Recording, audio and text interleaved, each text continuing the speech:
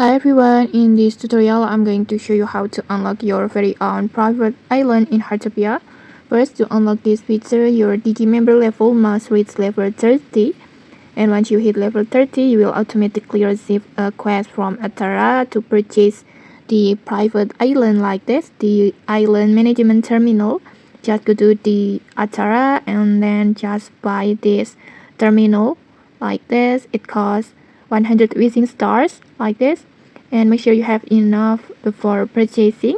And then after buying it, just go back to your house and then just place the terminal anywhere on your house like this, for example like this. And after that, just tap on the helicopter icon to instantly travel to your very own private island like this.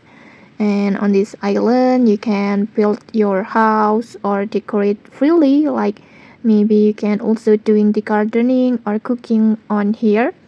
And for now there are no quests or other activity available on here. It's your peaceful personal space to create whatever you like. And okay, that's how you can unlock and access your private island in Heartopia. If you found this helpful, don't forget to like, comment and subscribe for more tutorials. Thanks for watching and see you.